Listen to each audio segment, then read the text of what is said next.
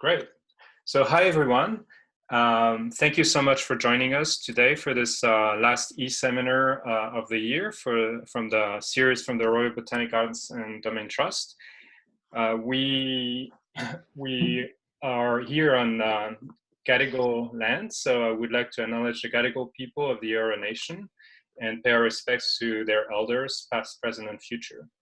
So today we're very honored to have Dr. Bill Baker join us directly from the UK.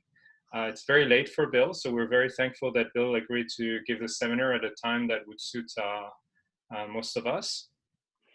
So Bill has been working, just told me he's been working at the Royal Botanic Gardens Kew since the 1990s. So he's been at Kew for a very long time and knows this institution very well. I think Bill, when I was at Kew about 15 years ago, we never met. And that's because I was working in the Jodrell lab, which was focusing more on molecular systematics and morphology, and Bill was at the Herbarium. And but back then I heard that Bill was one of the key people who was connecting the Herbarium with molecular phylogenetics. And so it's very topical because now, Bill, you are the head of comparative plant and fungal biology at Kew after a new structure was established. And Bill is the lead PI in this massive global ambitious project called the PAFTOL. We are collaborating with Bill and the PAFTOL people through the GAP initiative in Australia that many of us might have heard about. And I thought it would be very timely at this stage of the GAP project to have a fresh update of where PAFTOL is from the PAFTOL perspective. So that's why I invited Bill, and we're very pleased that he agreed. So thanks so much, Bill, and off to you. Okay, thanks very much, Hervé. Thanks a lot for the invitation and for the chance to do something I've never done before, which is give a talk in my pajamas. So yeah, not really. But anyway, thank you for having me. I'm a huge fan of Australia. I've loved my many visits to Sydney and to the Botanic Garden.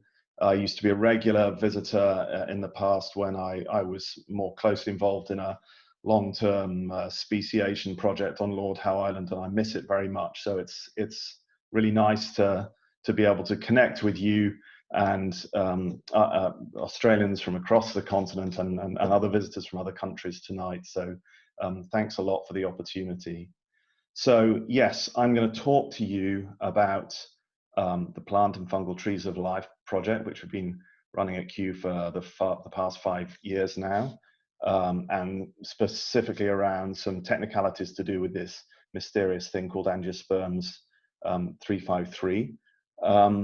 But before I talk about any of the details, I have to acknowledge the enormous team, the PAFTOL team, past and present. There are a lot of people who have been involved in the project. These are just the folks that have been right at the very center, but there's a huge network of collaborators that now extends right out to the GAP program in Australia. So there are loads and loads of people behind it. It's one of the most exciting opportunities I've had to mobilize such a big team. And you know, 5 years ago, I don't think I would have been able to predict what a success it's been. So I'm delighted to talk to you about it today. So broadly speaking, the structure of the talk is this. I'm going to touch briefly on completing the plant tree of life. Why do we want to do it at all?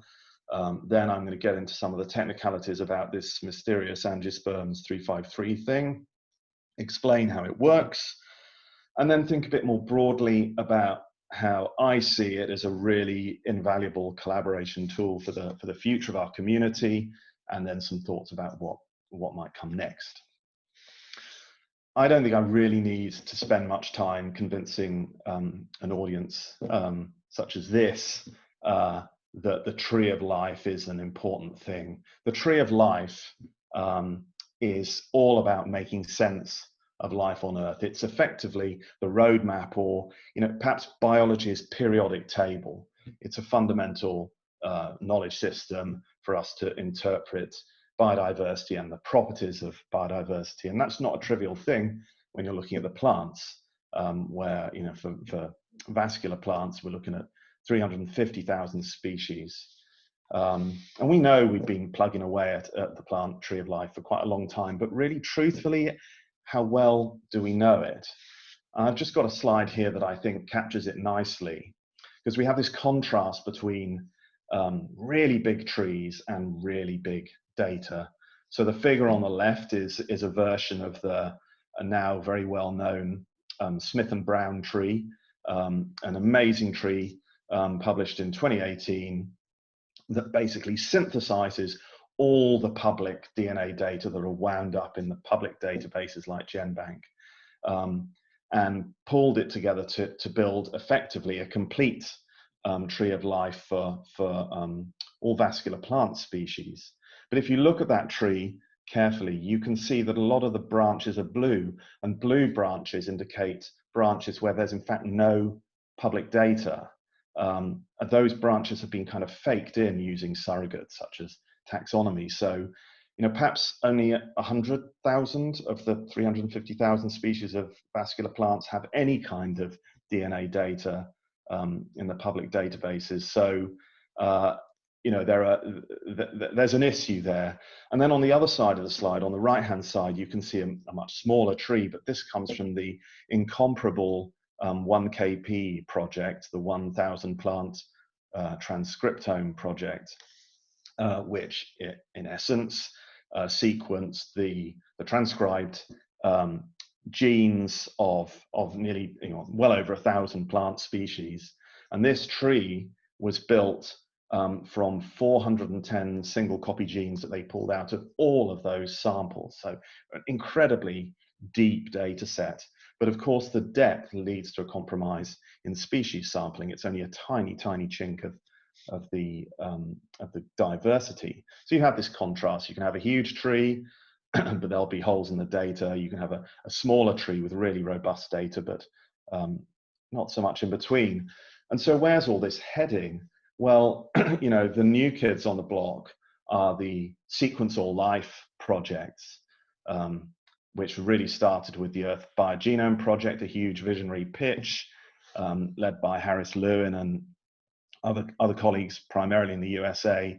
An idea, crazy idea, really, a moonshot idea to sequence full annotated genomes of all species of life on Earth. It's an extraordinary idea.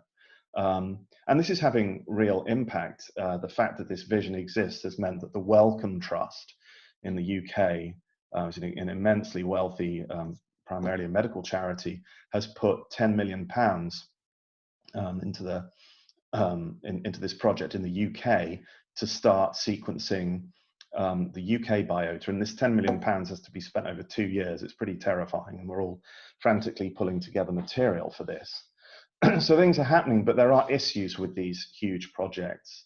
Whole genome sequencing, the technology demands extremely high quality DNA. And so it's really hard to imagine how we will achieve taxonomic scale when the vast majority of the world's diversity, planet's diversity, is really inaccessible. And the very idea of getting very, very high molecular weight DNA from I don't know, some kind of arthropod in the Amazonian rainforest is almost unimaginable. So, really getting to that scale with top quality samples is a challenge. So if you're interested in reconstructing the plant tree of life at a genomic scale, where would you go to try and address this challenge? And I would argue, as I imagine many of you would, that you would go to our collections-based institutions, which already have effectively sampled in a distributed fashion all of the plants on planet Earth. Now, of course, these are not beautifully preserved specimens of fresh tissue in a -80 or a liquid nitrogen dewar or something. These are squished, dried, possibly passed through alcohol, possibly 200 or 300 years old specimens. So they're not going to be full of wonderful DNA. So if you want to use these for genomics, you better compromise on your methods.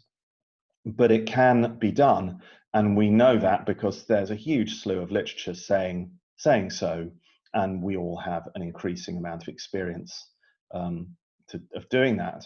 And that was really the background context when we were establishing our 2020 science strategy. So it's winding up literally, in the next few days. We wanted to complete the plant and the fungal trees of life for all the genera, really exploiting our collections at Kew to do this. Now, it sounds incredibly arrogant, typical Kew, thinking we can do everything. And, as somebody who was landed with the plant part of this, I wanted to be able to sleep at night. So I couldn't possibly imagine we would literally complete the tree of life for all the species of plants, but we thought maybe we could do one species per genus. So that came to be the target. We wanted to exploit our collections. We wanted to prioritize data gaps. And we wanted to create open genomic tools and open data to really, I guess, catalyze a new epoch of molecular phylogenetics as a milestone on the way towards a tree of life for all species. And just to give you a sense of the scale, there are just under 14,000 genera of angiosperms, which is the flowering plants, what we decided to focus on. So that's the scale of the task.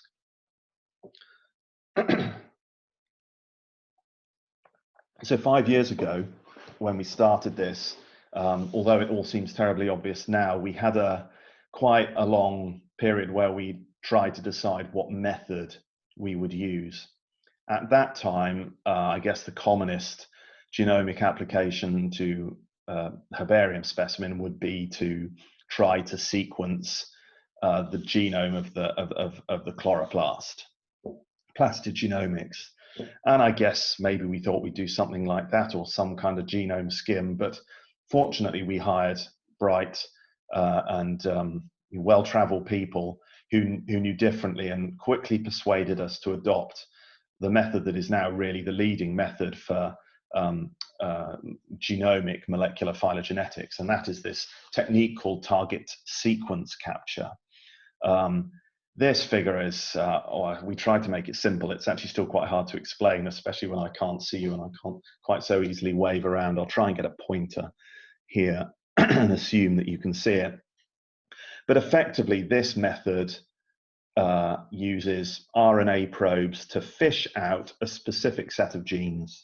So up here, you can see these little parallel lines are supposed to represent potential target regions, and the blue ones are the ones you actually want, dark blue ones.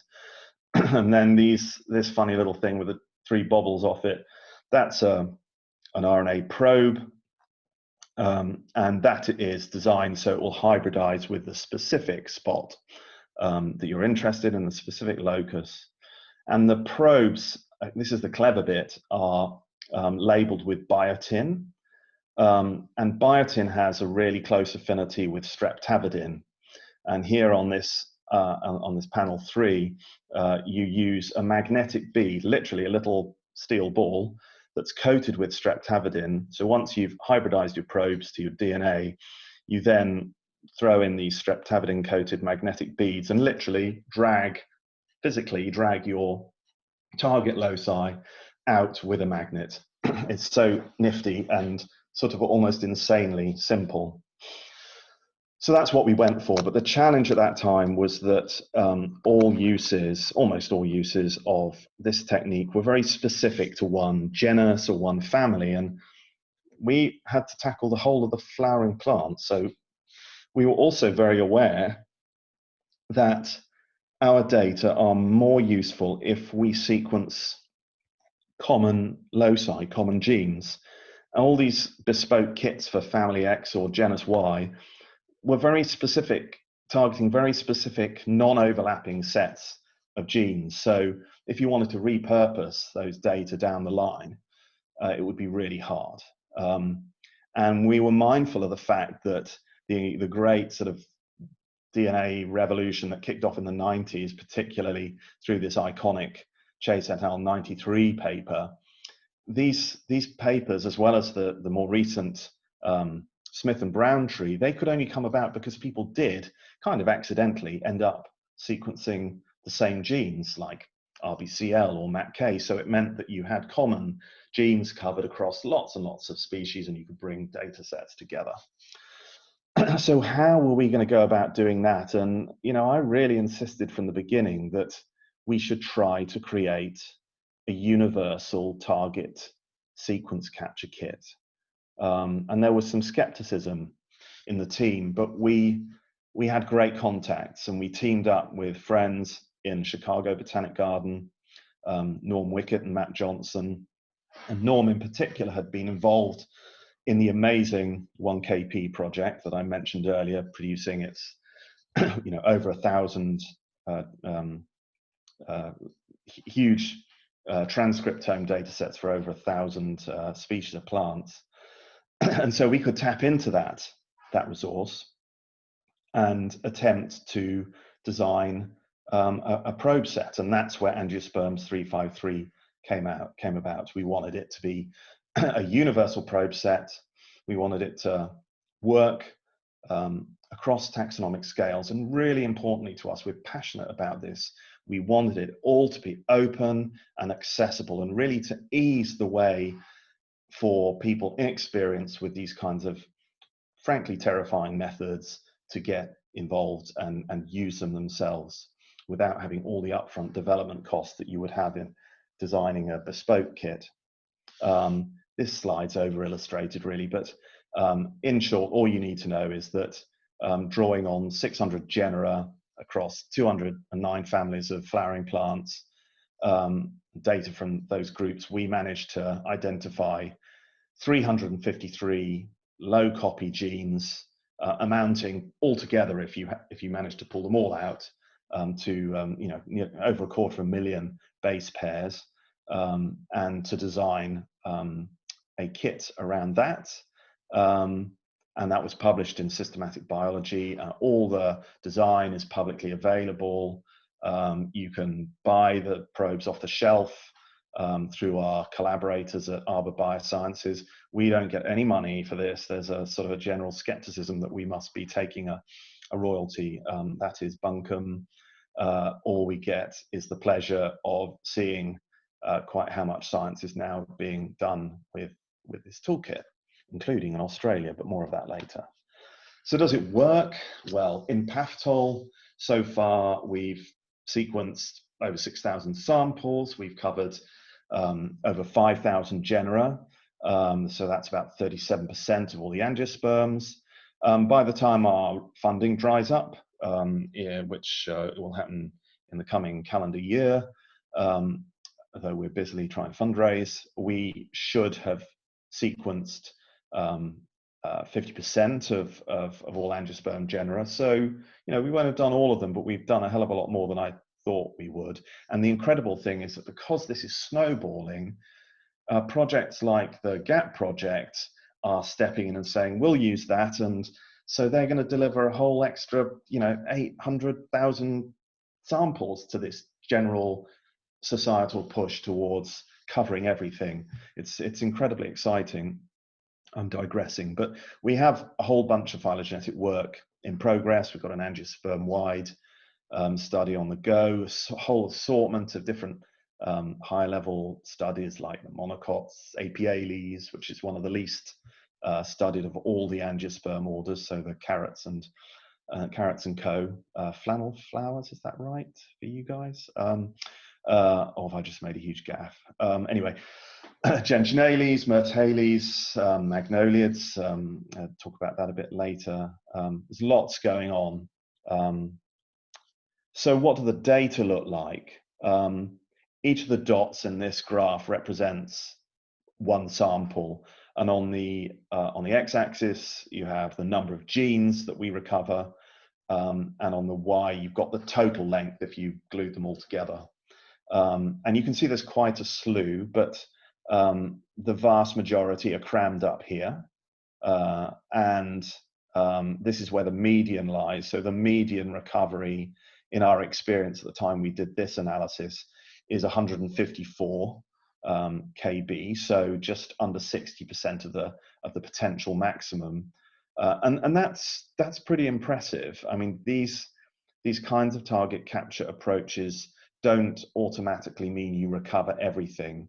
You will recover more with a bespoke kit, it's true, and the universality of angiosperms 353 means that it's a little bit patchier, but it's still an astonishing amount of data, and you can really do a huge amount with it. So that's the truth, and it's the same if you slice that another way. If you were to histogram, it's the same data actually, by sample across all genes, the median around 60%, again by genes across all samples. That's the kind of outcome you're looking at, although there would be ways of tailoring it to make it even better for your specific group. We were also interested, we published a nice paper last year, first authored by Grace Brewer, worth digging out if you're into your herbariomics, where we looked at a subset of our data cut up according to the original material source, and we were particularly interested in the relative performance of leaf samples that were silica gel dried in the field relative to herbarium samples. And in the color coding on this chart, you can see we've got old and recent herbarium specimens. The recent ones are simply the ones that overlap with the sort of the time window of silica gel collecting. Here, the stats are given slightly differently. We've got sample age along this x-axis, and gene retrieval, where you retrieve a given gene above 50% of its target length. And once again, you can see the data are really crammed up here, up at the top. That's very visible in the violin plots here as well. But what's even more remarkable is that you're getting high recovery, even though we haven't sampled, consistently across the age categories, but you are getting a number, really a large number of the herbarium samples that are heading towards a century old that are still giving you enormous recoveries. Sure, this 200-year-old sample isn't so great, but that's of a plant that's practically extinct and almost impossible to get your hands on. I'm sure if we were to sample more widely in this sort of 100 to 200-year-old bracket, we would find, of course, there would be a decline, but I think you'd fill in a lot of this space. So it really works. It works on herbarium specimens. In some instances, for example, where you look at biome, if you're talking about herbarium specimens collected in dry biomes, you can see really negligible difference in the return from a herbarium specimen relative to a silica gel dried collection.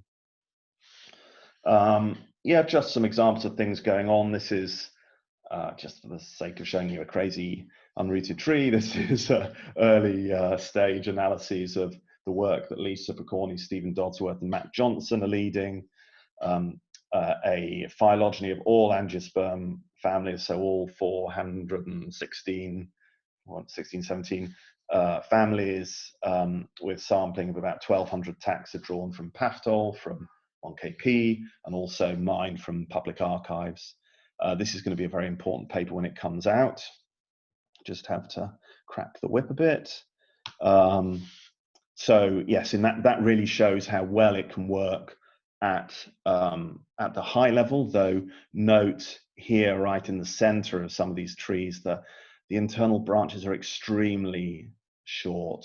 There are some deeply intractable issues right at the core of the flowering plants that I think even whole genomes will never really solve. There'll be limits and really biological reasons for that being the case. What was really exciting for us is that actually the first paper ever to be published formally using angiosperms 353 did not apply it at the big picture high level, but sequenced almost the entirety of the pitcher plant genus Nepenthes. So this is not how we originally envisaged the first use of the kit being, but it was a species level phylogeny, immensely well resolved, lots and lots of support. Even better, on the right, this nice paper on an intractable, a previously intractable clade of C4 sedges in the genus Cyperus. Isabelle Laradon managed to really very effectively pick apart a group that had never been resolvable by conventional molecular phylogenetic means. And there's now a nice paper, I should have made a slide actually, you can get access to in bioRxiv, led by Madeline Slimp, showing applications at the population level. And there are various ways of pushing the data harder, pulling out more non-coding regions, for example, that give you greater flexibility in the application.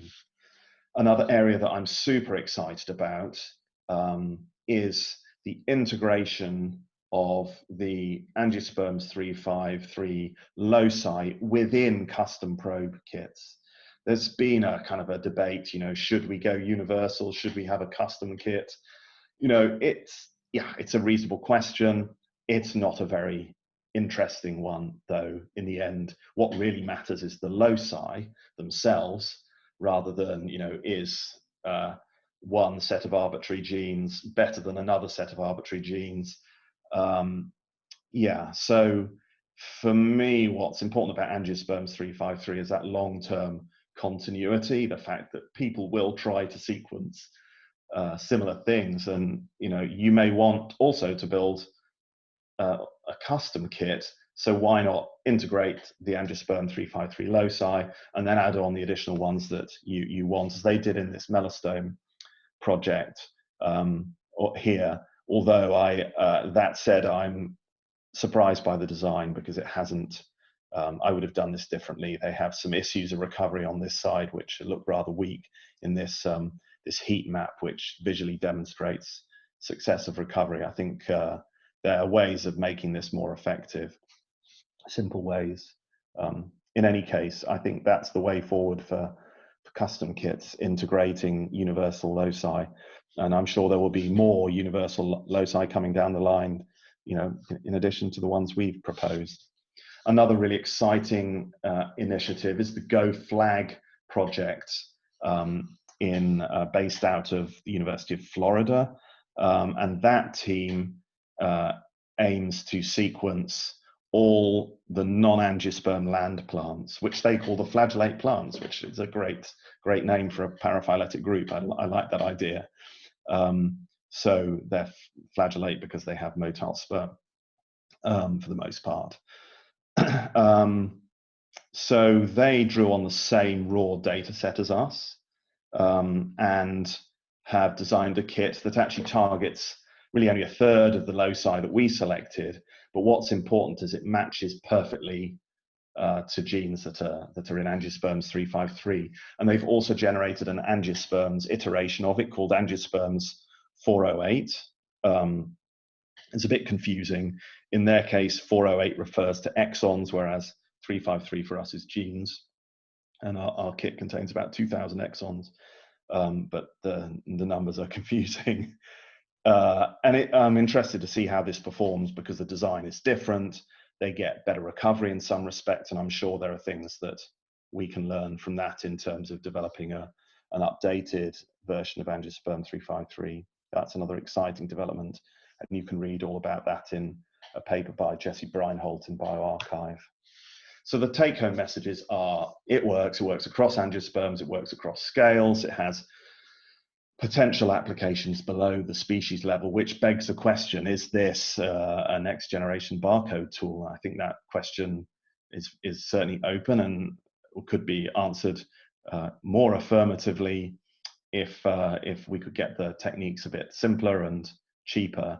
Though I would say I'm currently running a project, not with angiosperm 353, although we'll be extending it that way, to do just this, to work with IKEA to help them authenticate rattans in the rattan trade. They are really keen to make the rattan exploitation more sustainable, and so we've sequenced all the rattan species and are developing an authentication tool, because we've also managed to sequence with this similar technique rattan chairs from IKEA, funnily enough.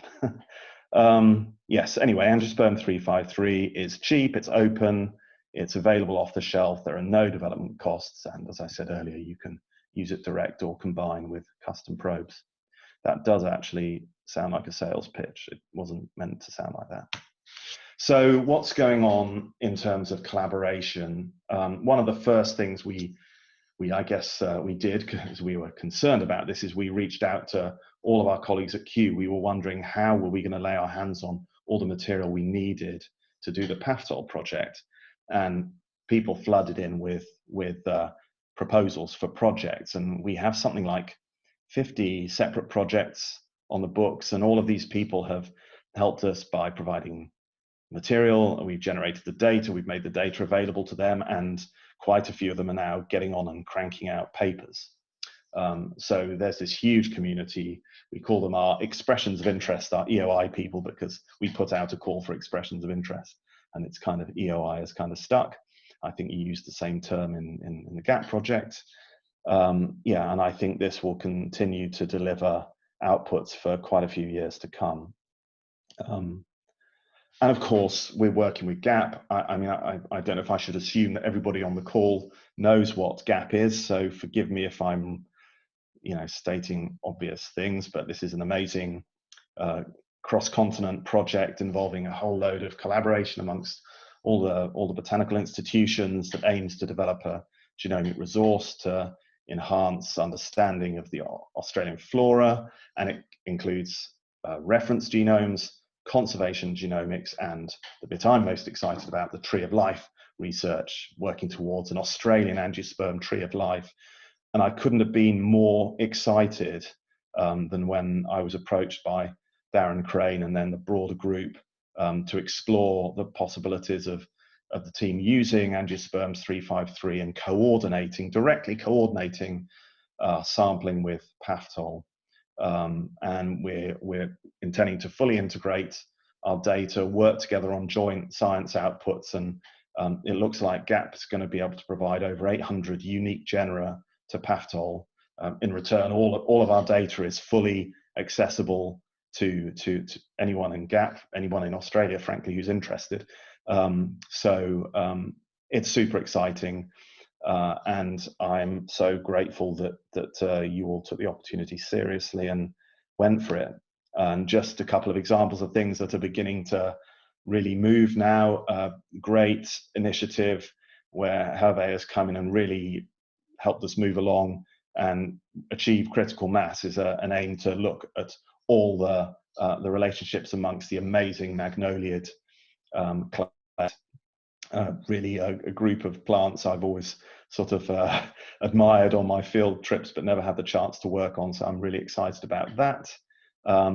And also we have a big grass initiative pushing forward at the moment, and the GAP team are joining in with that as well, and we'll be looking towards a really enormous grass phylogeny being pulled together early next year onwards. So these are just two examples, and I'm sure more are going to develop as the GAP data begins to roll off the sequencing machines. Another thing that's super exciting is that we have a special issue of the sister journals, American Journal of Botany and Applications in Plant Sciences. Submission of manuscripts is closed now, unfortunately, but we have a really nice set of 20 or so papers exploring angiosperms 353, warts and all, and that's likely to start. The papers will start appearing early-ish next year, and the issues will be published perhaps at the end of the first quarter of next year.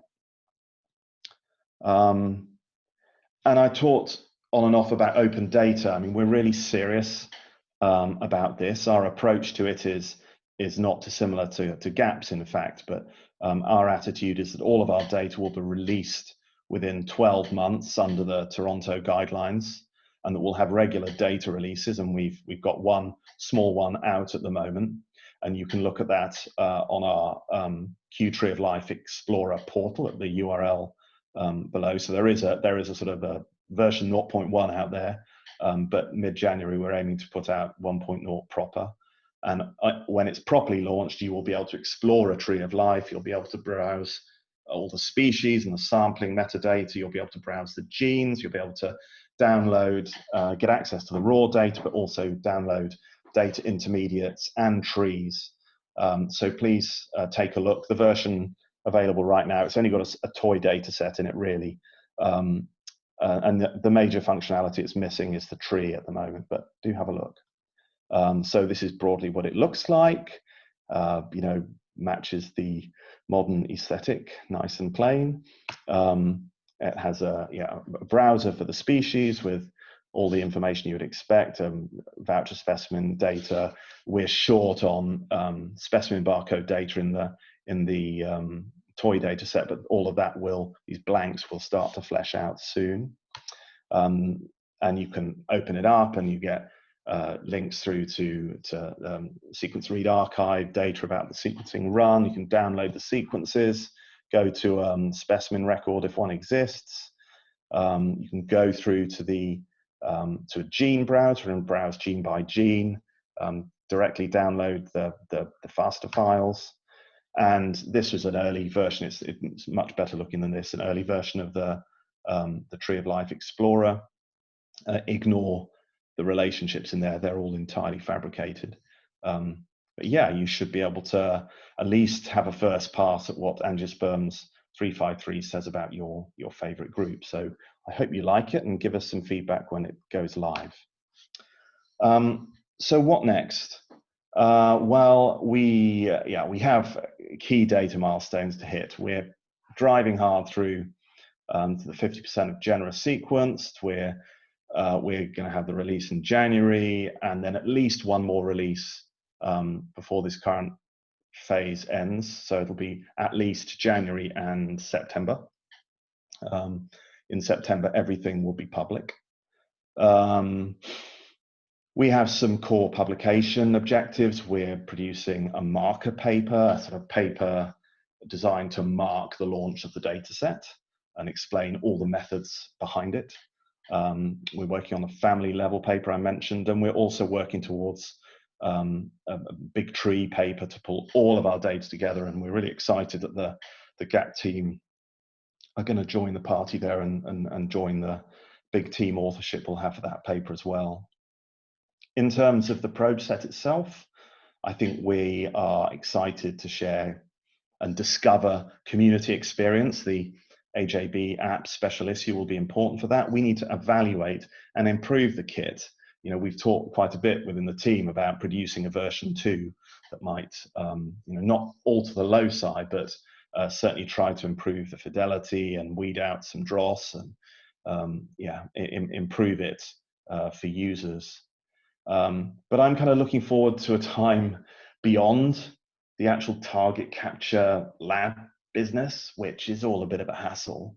You know, perhaps a time when deep short read sequencing becomes so cheap that we won't need to do all the messy business of probing and hybridization, and we'll just be able to pull out orthologs that we're interested in. But I think what really matters is the community getting behind a core set of orthologs and ensuring that those data get into the public domain so that we can all benefit from one another's efforts rather than just working in little bubbles.